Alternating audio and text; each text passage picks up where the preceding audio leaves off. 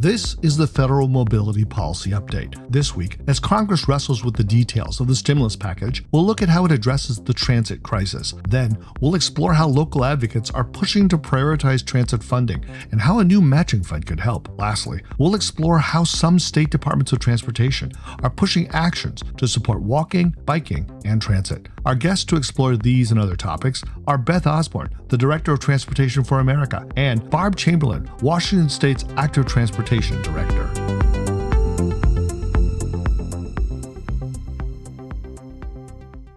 Welcome to this week's Federal Mobility Policy Update, covering what's been going on both on the Hill, in the Beltway, and also out in the nation. With us, we have a variety of great qualified panelists. We'll start with Beth. Beth? Hi, I'm Beth Osbourne. I'm Director of Transportation for America. Barb?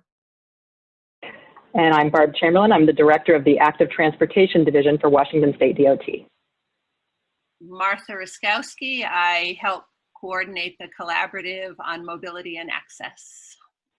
So we'll start it off like we do every week and talk about quick hits. What is most relevant to know about what's coming up, what's happened, and what's coming up in the following week, in the past week? Beth, what are your quick hits? The Senate Republicans have offered their version of a relief package. There is some flexibility of funding for local governments and state governments. There's not money in it for transit, but there's been a backlash against that. And whether or not this gets done, period, much less next week, has nothing to do with transit or local aid. Great. Barb, what are your quick hits that we should be aware of?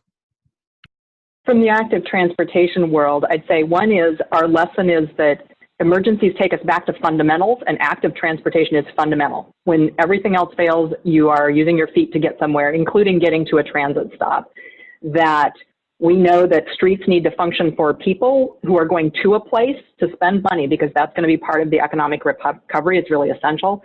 And finally, that when we talk about making streets safe for active transportation, we need to think about the systemic racism that makes a street feel unsafe, period, for some people, and really take that on head on. That's great. Thank you. Let's unpack some of that. We'll start with you, Beth. I've noticed in the last week the transit crisis is getting coverage in the media, and I've noticed that activists are starting to point out the systemic inequalities of the transit crisis. You want to talk a little bit about what's been happening and how that's being received on the Hill? Yeah, I have to say in particular, the transit agencies themselves have really stood up and made their case much more boldly and loudly. A handful of transit agencies a little over a week ago did an online press conference with transit agencies from New York to Seattle to New Orleans and every place in between. And it's just online. In fact, I've referred a bunch of reporters to it, and they've gone back repeatedly. Doing things like that has done a good job of helping the press to cover this, to get into specifics. So kudos to the agencies themselves that have really stepped up and made this a more specific issue to each region. But also the advocates have done an exceptional job in bringing the attention to their localities and their transit systems to get them to speak up, and to Capitol Hill. We just this week saw 100 members of the House of Representatives stand up and in a letter say we need $32 billion for transit. We had a bipartisan letter with a Republican from Pennsylvania and a Democrat from Massachusetts in the House calling for $32 billion for transit. And we had a 200 stakeholder letter with stakeholders from across the nation doing the same thing, all of which was put together in a matter of days. So I agree with you. There's just a lot of action. People are really standing up and saying that this is important, and I think that can only help. We're just going to have to keep that drumbeat going into next week, because a deal, when it's struck, it could happen at any time. So we have to make sure they're paying attention to this. I was on a call. I was on a call earlier this week where activists were talking about how even professional associations, agencies are upping the amount that they need, in part because activists are playing such a vital role. You want to unpack a little bit about that? Yeah, this started in the beginning where transit agencies were so in the soup trying to figure out how to respond to the ever-changing landscape. I don't think they were ready in the early days to tell people what they needed. They didn't know what was going to happen. And it turned out that, organizations like Transit Center was able to go and gather the data in a way that the transit agencies just couldn't. And they came out with data saying that the original $11 billion that the transit agencies through APTA asked for, the American Public Transportation Association asked for, was not enough. And they upped their request to, I think, 15 or 16 billion. Transit Center said we were going to need between 20 and 32 billion back then, and Congress responded. They're back. They've upped their number. We know we need 32 billion, including the money that came from the CARES Act. And it took a while, but the transit agencies have come forward and said, yes, that's true. And APTA has upped their request again, saying, yeah, this is what we need. So I think it shows that, if you're a practitioner, you're just trying to get your job done, and you rely heavily on research institutions and advocates to go do a lot of the work that, you can't get to when you're trying to just keep the buses running. So yeah, it's been essential, and we would not be here without Transit Center's research and the advocates promoting it. Yeah, Beth, so what happens in the next 2 weeks? There's huge urgency to get another stimulus bill done. Unemployment's running out. As you said, transit's just sort of a side player in this big drama. Right? The big issues that are playing are further money for small businesses, really unemployment insurance, and whether or not it's there and how much it should be, and then whether or not there's going to be a blanket liability for businesses if there's a COVID outbreak from one of them. And those last two are super controversial. When it comes to the unemployment insurance, there's division within the Republican Party, much less, how you negotiate then with the Democrats in the House. So there's a lot to get through. The pressure is going to be really on because unemployment insurance, the added unemployment insurance runs out tomorrow. And there's also pressure because people want to go home for the August recess, and because we've got conventions coming up.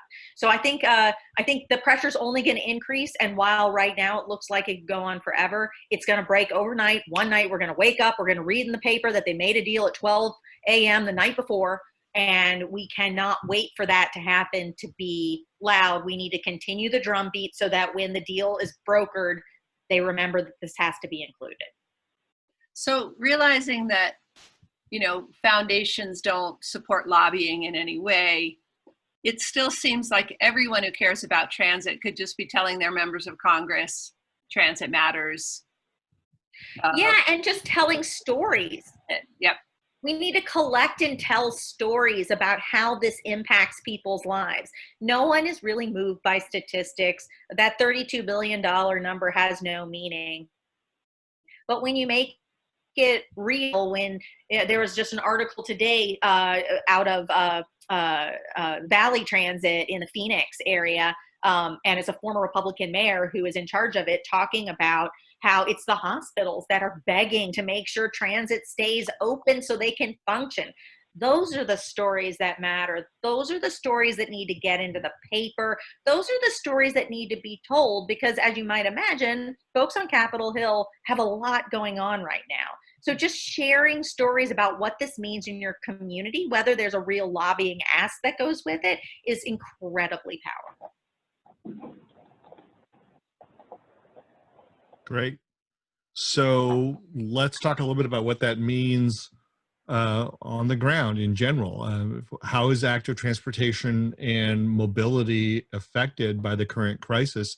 Barb, I know you've got some good examples about. Let's unpack what you talked about earlier at the head of the show. Sure. In Washington State, we pretty quickly stood up a COVID-19 multimodal transportation dashboard, long, wonky titled, on a series of web pages that tell you what's going on for transportation. And driving has come back somewhat, But we saw a dramatic decline in driving. And, there was flatten the peak for COVID. There was flatten the peak hour for transportation, that people just weren't commuting and they weren't taking their kids to school once schools closed. And so with that, at the same time, we have permanent counters for bicyclist and pedestrian travel around the state. And we saw those numbers up 300% over a year ago. So you're not driving somewhere, but you're out in your neighborhood. If you're somebody who is fortunate to be in the kind of job where you telework, you're going to go out and go for a walk at some point. If you are somebody who's lost your job and the cost of transportation is out of control for you, if you could walk to the grocery store instead of putting money in the tank, you would do that. And so there's a number of reasons people are going to active transportation. If bus service was cut because those transit agencies are dealing with these issues, you might have a bike and you might use the bike to get somewhere. So we worked early on to make sure that trails stayed open as essential transportation and saw that use really go up. And they need to stay that way. We need to make sure that it is safe for people to be able to get where they're going.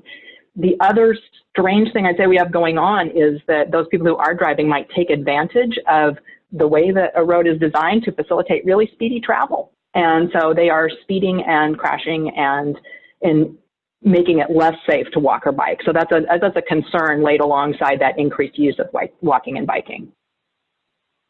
And you've talked a little bit about how a through line all of this is the advocacy work, and you've talked about how there are things that advocates can say that you're not easily able to bring up and say. You want to unpack that a little bit? Sure. I mean, I'm working now in a state agency. I was the executive director of a statewide nonprofit doing advocacy work. Within the 501c3 world, you can still do a lot to communicate and inform and tell people they need to engage. And now I'm in the state agency side of things, working on updating our active transportation plan with our region offices, saying what should we do in this project, and knowing that advocacy organizations are absolutely essential to turn people out, to tell them what's happening, as Beth mentioned, to provide analysis that I might not have the capacity to do, trying to do that day-to-day work. And so they're a really critical partner. And I would add to that, funders are a critical partner as well in sort of creative ways where they take advantage of that.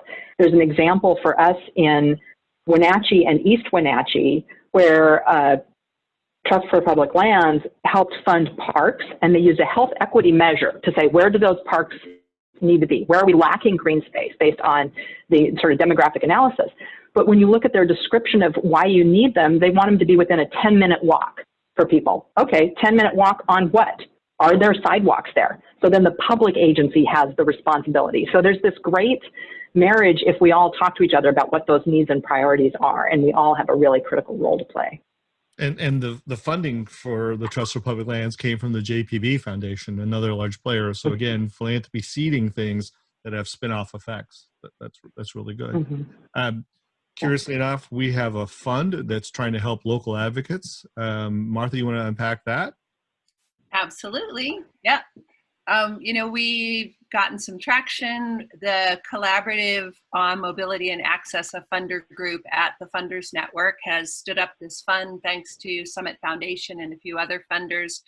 We invited about 50 nonprofits from around the country to apply to it with an eye toward the transit crisis, also the street reallocation that's underway right now, rethinking how we use our streets.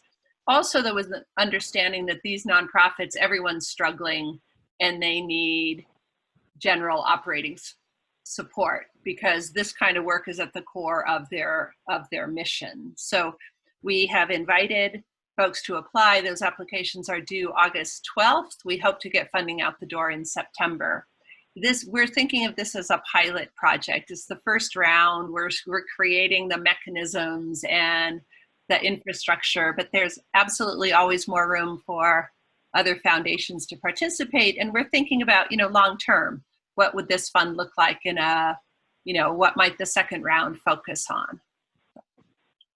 It's my information piece. I would jump back to both Barb and Beth, the inequities that are baked into our system. Barb, you have a regular Twitter presence. You talk about that a lot. What have you learned? I know you spent some time in philanthropy. you spent some time in advocacy. Now you're spending some time in, at the agency level. What's working? What do we need to elevate around this conversation? Well, it's interesting to hear you describe the purpose of your fund, because when I think about what we've been trying to do with our active transportation plan, we're going out and we're doing community engagement, right? We're going to show up, we're going to ask you to tell us what's important to you, and then we're going to go away. And the way we are typically funded for public projects is very episodic. It is, I'm here to do a thing in this footprint, I need to talk to you about this footprint. That's not relationship building. And it decays quickly. Like, even if you have a great conversation, it decays. And so the ability to stay in dialogue with people and to understand what problems they're confronting, where infrastructure is probably or potentially a part of the solution, but that might not be where they're starting from. So if you start from, why aren't you using this street this way? Why doesn't it feel safe to you to do this? For us as a state agency with highways, it might be you don't feel safe crossing that highway to get to the bus stop on the other side. And you don't have a lot of choices. You got to get to the bus to get to work. And so we need to be conscious of that, but we need to stay in that relationship and build that understanding of the community. And that's really hard to do.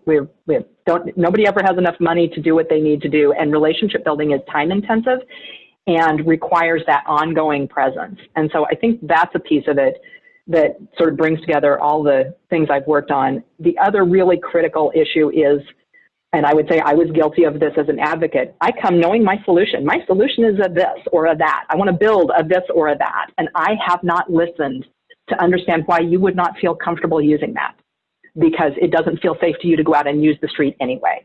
And so that's emerged as such an important conversation. And that needs to be the starting point. It's, why don't you feel safe? Not, here's my infrastructure, aren't you going to love it? Barb, are you suggesting we don't have all the answers? It's been so humbling to decenter the many, many things I know and listen to the things I don't know. Yes. And I mean, it just seems like that's one of the things that is fundamentally in need of a rethink from, how we fund things federally. We're so solutions oriented. And I do think there are absolutely solutions that this planet needs. But how we go about implementing them and waltzing in and saying, I have the solution now, everybody rally around, is just, it's not working. Yeah. I think, Barb, you've got a unique relationship, given that you've worn different hats in the arc of your career.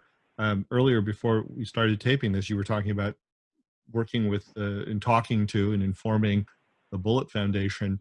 How does that relationship get started? How do you collaborate in a way that is beneficial to everyone involved? Yeah. I go back to that staying in relationship. You have to establish it to begin with. And at the time I got to know the folks there, it was going to them as somebody seeking funding. So that's one sort of relationship, and saying, here's this good work. How does that connect to the goals that you have as a funder? What change are you trying to see in the world? And how can I contribute to that? And then I think that really is the question that we all can continue to engage with. What do we want at the end of the day? We want a cleaner planet. When we say we need to be able to breathe, there are so many meanings in that phrase. What does it mean to be able to breathe? And so if we can have those conversations about those ends that we share in common, then I think we can each say, and so what tools do you have that are part of this whole toolkit to try to work together towards those ends? It's a big question. And I would say, I think that's a little unusual for a lot of state agencies. They don't go to, oh, I should be talking with funders. They should be in my conversations about transportation demand management, because they're actually interested in the future of transportation looking different than it does today. Right. And lo and behold, they are, because it needs to, because we don't have the system that works for everybody. So I think it's a really rich and fruitful space, and we can all just, as long as we keep talking about it and teeing it up, we're going to see some wonderful things coming out of it. I will add that some of these relationships are formed a little bit by accident, but that's just an opportunity you need to recognize it should be taken advantage of and it should be fostered. I remember when I was at USDOT, some folks asked why it was that USDOT, HUD, EPA, and USDA worked so well together on the Partnership for Sustainable Communities? And the answer is the heads of each of the offices who were working from each of the agencies knew each other before they got the jobs. We were all friends. And that was a lucky thing, but we took advantage of it. And so when someone like Barb, who already knows folks in philanthropy, goes into an agency, it is a time to learn what is happening in that agency so that you can inform yourself about how you can fund efforts that will improve what's coming out of the agency in partnership with them. I think that's absolutely right. I headed a state agency as well and had worked in an NGO and worked with foundations. And so it's those pre-existing relationships that end up creating further opportunities for philanthropy. Yeah. I might jump in with one thought that sparked by what you said, Beth, and that is thinking about what we can put money into, whether it's state or federal money. You want a proof of concept, right? So we've done this before. We know how to build this thing before. Most public agencies are fairly risk averse. And private money could do those tactical pop-up test of proof of concept kinds of things to say, in this community, if this community wants to try a different feeling for its main street, what would that look like? And can we do that in the short term with, hay bales and orange cones, and then take that to the public agency? You're going to have to collaborate with them anyway to put something like that in, but then to say, see, it worked, and we learned, and we adjusted, and now we can do this and make it permanent going forward. We're doing something along those lines as a state DOT that's a bit different, which is that we stood up a process looking at what cities are doing with some of their streets, where they're saying this street needs to have enough space for people to go out and walk or bike and stay socially distant. And then that means you shouldn't be using it as a through street if that's not what it's for. It's a residential street. People who live there and their deliveries and their garbage pickup should be able to get in there, but the rest of it, we could walk and bike. And so we know we have state routes that run through the middle of a downtown that are essentially their main street business district, and it's a state highway. And it was probably originally built as a state highway when nobody lived there and nobody had a restaurant there and nobody was trying to cross the street there, right? And so it's not the right kind of road for what it is today. And so we now have a safe, healthy, and active streets process. And the community can come to us and say, we would like to temporarily try something a little bit different. So we have downtown Pullman, which is testing a concept out of its master plan update. So now they have a barrier protected bike lane and some back-end angle parking. And they're learning whether or not people can live with back-end angle parking. But it's not permanent. We have places that have put out a few barriers to create a couple of parklets out of parking spaces so that restaurants can have outside seating. And on a state route that is also a main street. And that's thinking about that space. Transportation is the movement of people and goods. Well, that's happening in that space. It's happening in a different way today because of the pandemic. And so we can learn from this. And that's where I think it would be really interesting to talk to funders about where else could this be done? Regardless of a pandemic, where could we do some more learning and then build it for good and make it a permanent change? That's right. We're going to be close to closing it out. I wanted to go back to one federal issue, Beth, around reauthorization of the Transportation Act, the federal spending plan. I know in an earlier episode we had talked about it potentially coming back up, unrelated to the current COVID crisis. What is the status of that now as Congress is about to go into a summer resource? Is that dead or is that moving forward or what's happening? So the House has passed their bill. The Senate, the last action they took was a little over a year ago in July when the Environment and Public Works Agency passed the highway title. So just quick, bizarre Senate situation. They have 4 different committees that manage different parts of the bill. So highways is Environment and Public Works. Transit is in Banking and Urban Development. And actually, interesting side note, transit started out in HUD. So, or that's why it's actually there. The railroads, trucking, pipelines are all in the Commerce Committee. And then finally, funding is in Finance. None of the other committees have done anything. So they don't have a bill ready.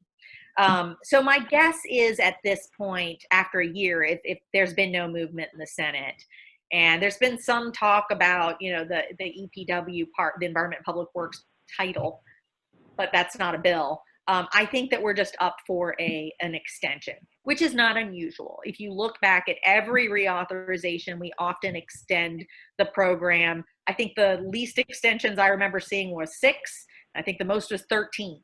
So I think we should just expect at least a 6-month extension. They really need a year-long extension. So if you get a 6-month, you should just bake in the next extension right then and there. And then we'll come back in the spring and figure out what to do. With potentially a new administration and a new Senate, which again is another argument for why local advocacy needs to be informed with the opportunity that presents itself, because these are not short-term decisions. These are 5-year spending plans, and it takes 5 years sometimes to put things into effect. Given the climate crisis, we don't have 5 years. We need to really make things happen much faster. And the things we build have a life of 25 to 50 years. That's right. So I mean, these are lifelong investments that we're making, and can put into place real change, or can ensconce us in a continuing crisis. And these decisions will be made right now. So it really is important. There's an incredible opportunity for us to talk about what we like in each of the Senate and the House's past versions of their bills, and make the case going into the spring that improvements can be made. There are definitely some improvements that could still be made to the House bill, though they did some really extraordinary work. I don't think that there's an understanding in the Senate about how much they flubbed this, and there's an opportunity to make clear all of the weaknesses in their approach of maintaining a program that really hasn't changed for nearly 40 years. Barb, at the state level, the lack of reauthorization or the kicking it down the road, what effect does that have for your ability to plan active transportation and a variety of actions looking forward? Yeah. Well, any drop in funding from either our federal or state sources is problematic. Active transportation is small dollar, but then when there are even fewer of them, it's a really unfortunate situation. We know, in thinking about economic recovery, if you look back at the study they did of the ARA stimulus package, that bike walk projects produce more jobs per dollar spent than any other form of transportation project. So we look at it and say, wow, look at the return when we need the return. We look at maintenance and preservation dollars as an opportunity to improve active transportation without having to stand up at a giant new separate project. You could do a better job of the crossing treatments, or make that shoulder wider by moving the paint, and you've actually made a substantive improvement. And so we look at all of this as we don't want to pass on any opportunities.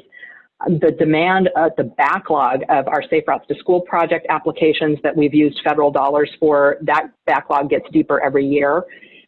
Even though at this point kids aren't in school, at some point they're still going to be going to school. Schools are still a community center. And so we have community needs both in cities and counties, and then along the state routes.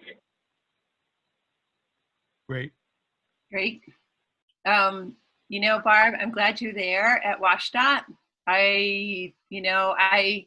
It seems like WashDOT is one of the more progressive of the state DOTs. And if we could just bring every state DOT to where you are, I think we'd be in good shape.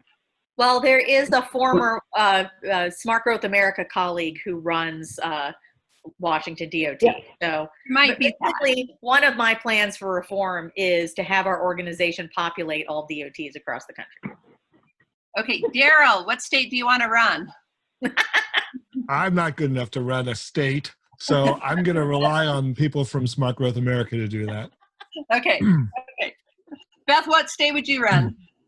Oh, I'll take any of them. You get California. Yeah, we'll give you California, small state. Now, Tokes might be doing it. I think my friend David Kim would have an issue with that. Barb, what state would you want to run? Well, I don't want to say I would take Roger's job. I love living in Washington, the good Washington. So I'm staying in this state, whatever I end up doing. Okay. Well, whatever state we run, we got to run. So I'll use that as a convenient transition to say thank you both for joining us. Thank you, Barb. Thank you, Beth. And my co-host, Martha, thank you. And we will see you soon with more information about not only the transit crisis, but how does federal policy on mobility affect all of our lives. Thank you for joining us. Bye-bye. Thanks all.